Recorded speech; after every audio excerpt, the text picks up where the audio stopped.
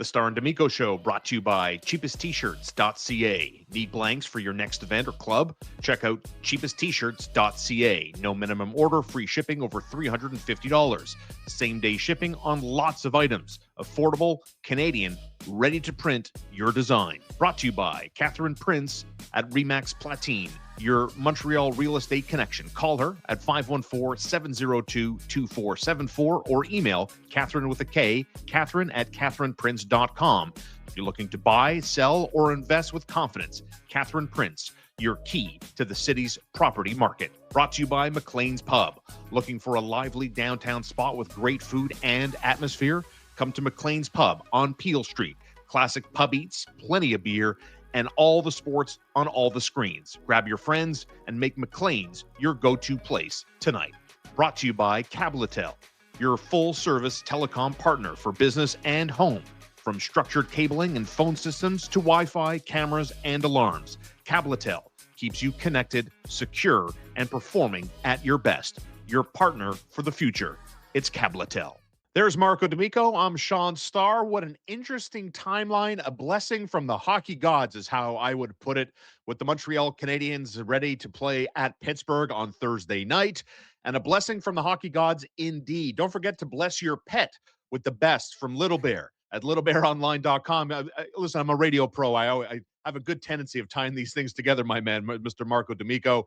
Littlebearonline.com. If you want to stay home, you want to shop online, you can do so. I was in the store the other day getting some new puppy mitts for my dog's paws. He's as soft as one could be, and I need to protect his paws. I had questions. The expert staff at Little Bear on St. Catherine, across from Westmount Square, had all the answers. Best brands, Marco. And they asked about your cats, making sure you're okay. I said they're well taken care of, very spoiled. And that's what they do with that family-owned business, because they care about your pet as much as you do. Our fans care about the Montreal Canadiens quite a bit. I think I have my reasons, because the headline here is, are the Montreal Canadiens in panic mode? After getting curb stomped by the Lightning on Tuesday night, 6-1 final. The struggles are real on home ice, Marco. That's a topic for another day, certainly, but they made some really interesting decisions, calling up defenseman Adam Engström, forward Owen Beck, and goaltender Jacob Fowler. So let me put it at you first. Are the Canadiens in full-blown panic mode now? No, but I think they're pretty much close to it. Okay. I don't think that it's full-blown panic mode, because full-blown panic mode would probably have them overpaying for a trade, which I think they're right below doing. And I think that's where, like, the Canadiens are basically at a point where they need to decide, is this season's success too important for them to just to basically take a step back? Yeah. And if so, then what's on the docket? And I mean, listen, you can make all the speculatory declarations you want. The Calgary Flames have had their head pro scout attend 8 Montreal Canadiens games in the last 6 weeks. Interesting. It's significant. The Nashville Predators, once again on Tuesday night, 2 scouts in tow to watch the Montreal Canadiens. They've been following them significantly. Not a team they play very often, but they've been following them significantly. So those are the 2 biggest teams, along with the St. Louis Blues, that the Canadiens have been having conversations with. So I'm in the mindset that the Canadiens are trying things with the roster in the meantime, gathering as much information as possible. But I think we're very much near, red alert with the way that things are going. I don't necessarily want to sound the alarm bells and say like the end is nigh, but I think that the way that the Canadiens are playing right now is counterintuitive to the development of some of these younger players. Like, I just don't like the body language I'm seeing from Ivan Demidov on a regular basis. Right. I think that at 5-on-5, I think that he's being made to overthink. And so you want to change things up, because right now the Canadiens' top 6 are being forced to overthink because their bottom 6 and their defensive structure are non-existent. I think that's a money point. And, we can reference what management said during the golf tournament about, this isn't a make or break season as far as, making the playoffs. But, I choose to interpret the call up of these 3 AHLers by acknowledging I don't think the Montreal Canadiens are in the mood of wasting the goodwill, the points, the momentum they had built up in October. But here we are now in early to slash mid December, and for me, why I don't think it's a panic move, full stop, is because the Montreal Canadiens, Marco, have tried various times this season. They brought up Florian Xhekaj. They brought up Jared Davidson, who's still with the team. They brought up Adam Engström. They've tried to fix things internally, right? And at the end of the day, you know it, our viewers know it, I know it too. The goaltending tandem has been one of the worst goaltending tandems all year, right up into current day. So what are you going to do about this? Are you going to just let it play out?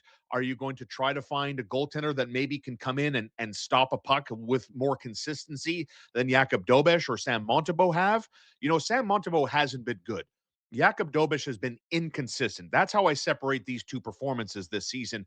And the other thing, too, is remember last year when the Montreal Canadiens were hovering around the 1% mark to make the playoffs? On December 28th, Jacob Dobeš made his NHL debut and shut out the Florida Panthers because Cayden Primeau couldn't do very much, and he obviously wasn't the answer. So to me, Marco, am I wrong in thinking that they're kind of doing the same thing this time, but at a different time? They're doing it earlier than they did last year with Dobeš's call-up. I do see the parallel. But one thing I would add, though, is you're missing one key ingredient to that equation, and that was a trade right before that shook up the defensive brigade. And I Fair. think that ultimately is what the You're talking about Canadiens the Carrier move, yes. Exactly. The Alex Carrier trade that put everybody in their right seat, right? Like, I don't think the Canadiens get destroyed last night the way that they did, or sorry, not last night, on Tuesday night, the way that they did if Cayden Gooley is in the lineup playing the top 4 minutes that Jayden Struble was. Like, Cayden Gooley plays Braden Point on that one-on-one on the first goal and just removes him from the play. He's not getting walked on that play. Like that, he's a guy I think they're missing. And bringing in a guy like Carrier to complete the defensive structure and take minutes off of David Savard, I think made a world of a difference at that time last year. Now, where I think the Canadiens are a little off right now is that they're looking for that spark trade, which is the reason why they've been talking to the Canucks about, a guy like Kiefer Sherwood. Right. It's, the fit as an asset is questionable in the sense that, yes, he's exactly what they need, but then are you going to give him a long-term contract, this and that? We've done a video on this on the channel for those that want to get in on that conversation. So what do the Canadiens have left? Well, in the absence of a trade where everyone sees them coming and knows that they're going to overpay, the Canadiens are looking for internal solutions.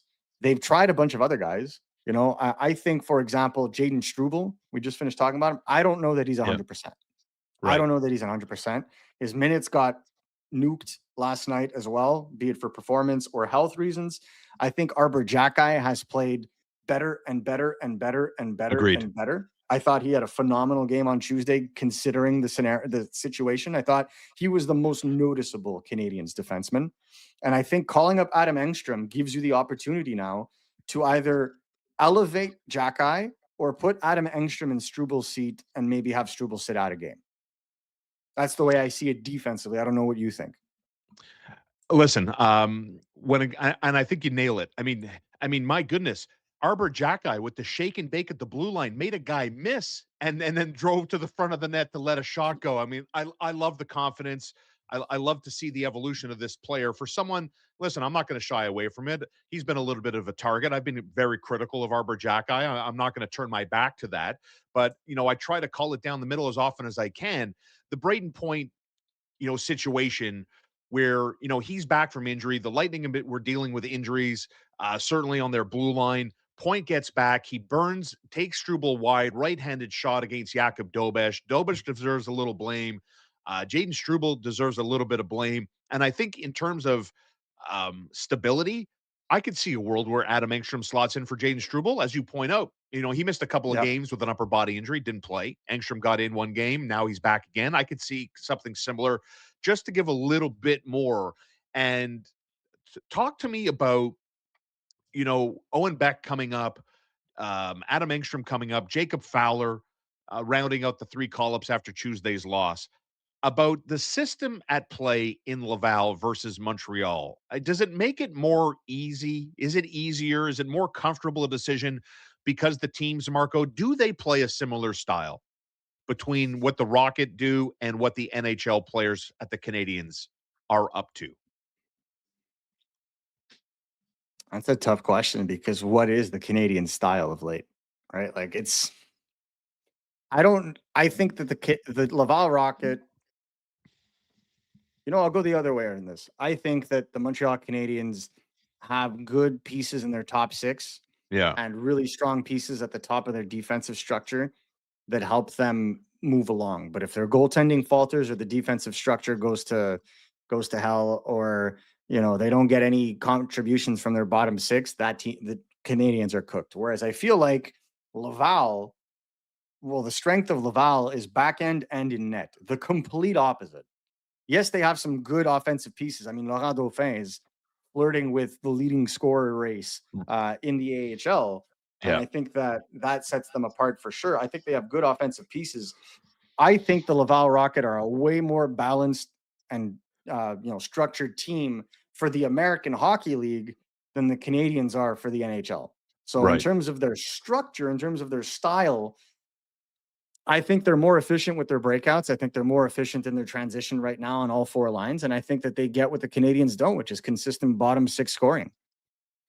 And that cooks them. That cooks the Canadians on a regular basis. Not having that consistent goaltending, not having a strong enough defensive brigade where they can not only stop pucks from going in, but we saw in a couple of games over the last couple of weeks where it's the defensemen that are leading the charge offensively when the forwards aren't able to contribute. We don't see that in Montreal often outside of Lane Hudson. So Right. I think that there are definite holes in the NHL structure in terms of being able to play that kind of style, because organizationally they would like to play the same style up and down. I just feel like in Laval, they actually have the pieces to do that. Whereas in Montreal, be it from, being a rebuilding team, so not obviously having all the pieces you would want and all the injuries that they've faced, they can't execute that kind of style with consistency Mm-hmm. because of those two factors, outside of the other notion that their goaltending is, in terms of goals saved above expected, they are the lowest in the NHL. So you factor that in, they're getting top end goaltending from Fowler and Laval. You now understand why we're seeing recalls. They want offense coming from from the bottom six.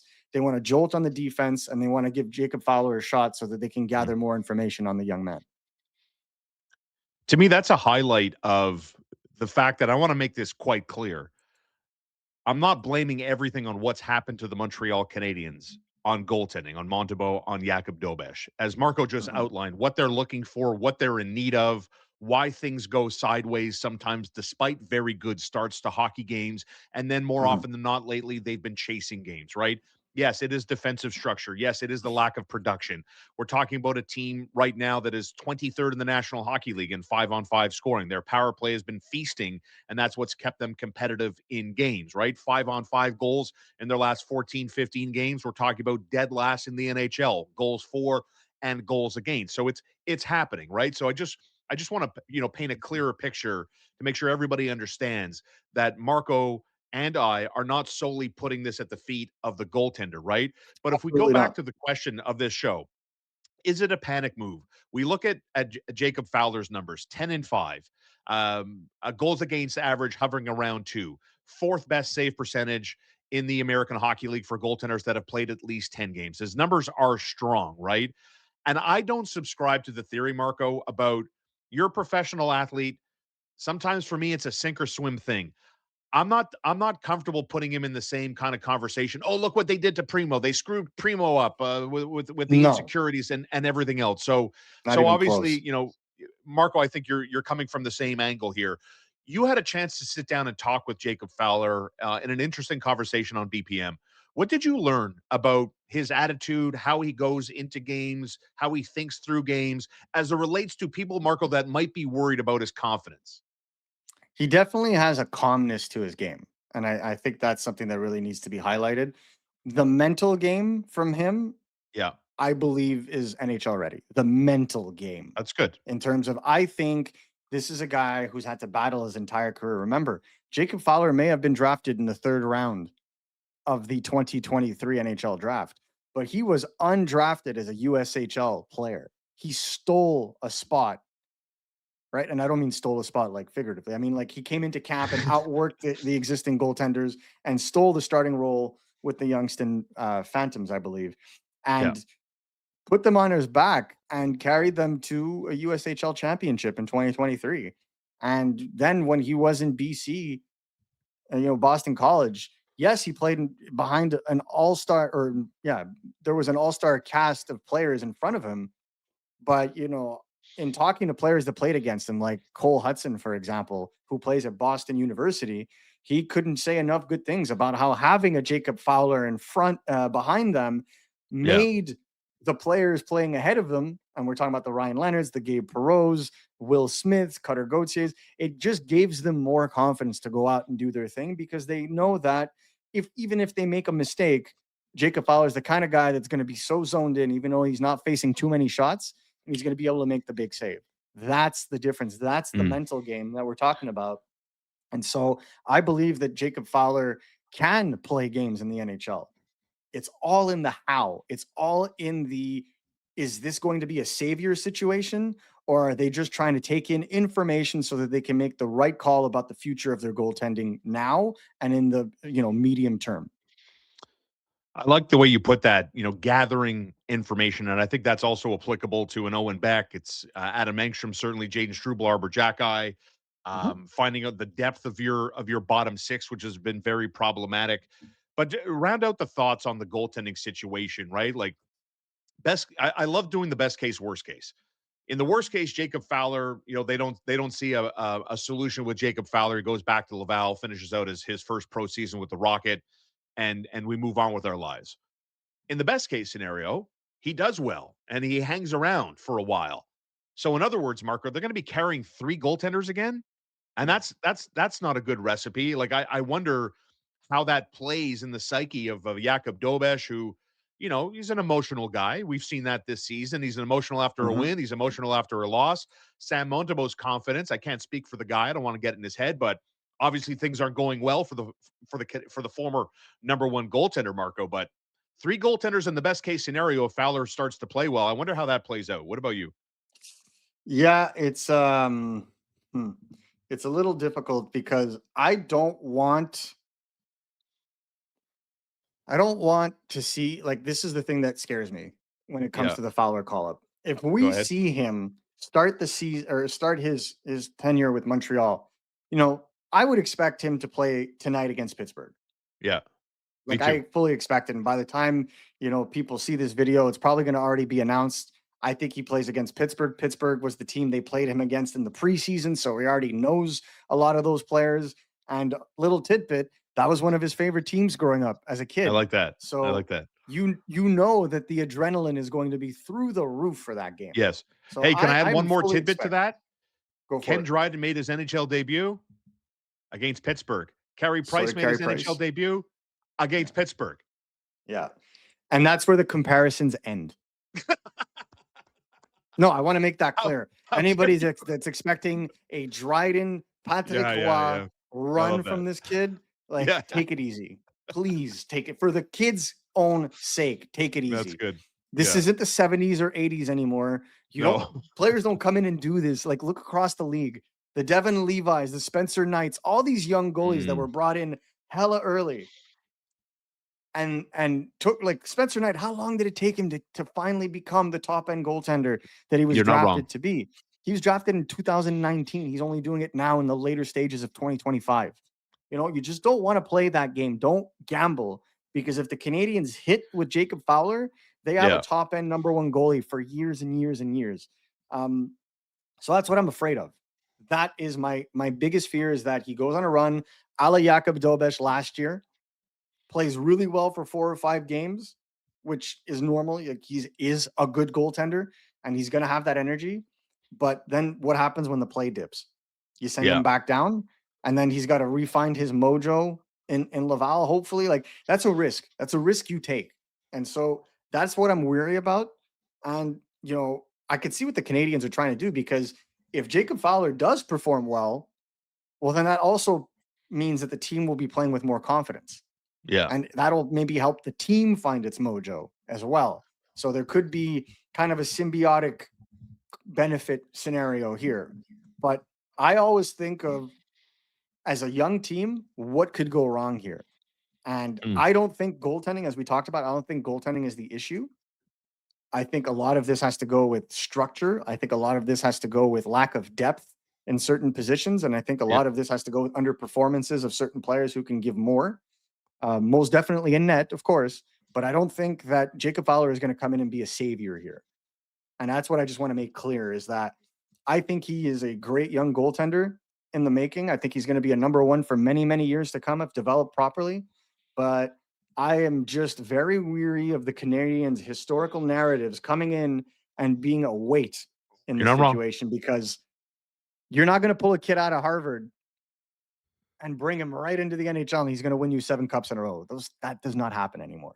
So I just want to, temper expectations and say he is very good. And he may very well win tonight against the Pittsburgh Penguins. But let us all remember he is 21 years old, just turned 21 years old. He is going to be really good, but give him that time. So, in other words, the youngest team in the NHL is, in fact, getting younger. Once again with Jacob Fowler. You can follow Marco D'Amico with RG Media. He's got a lot of great interviews coming up, always exciting stuff. And, of course, right here on the Star and D'Amico Show on YouTube.com. Big shout out to Cabletel, cabletel.com. The best in home security, servicing Quebec and Eastern Ontario for the last 20 years. Proud sponsor of this show as well. You can support us by supporting them. We trust our homes with them. You can trust yours as well. And speaking of homes, no one best in the business to handle one of the biggest decisions in your life. Catherine Prince, a Remax Platine, over 20 years, a shark in the boardroom, a pleasant person to deal with, home evaluations, buying or selling. You can find more information on our website, Catherine with a K, catherineprince.ca. Marco D'Amico, we'll see you again Friday live on this channel as we recap, hopefully, Jacob Fowler's regular season NHL debut against his boyhood team and the Pittsburgh Penguins. Thanks as always, man. Always a pleasure, guys.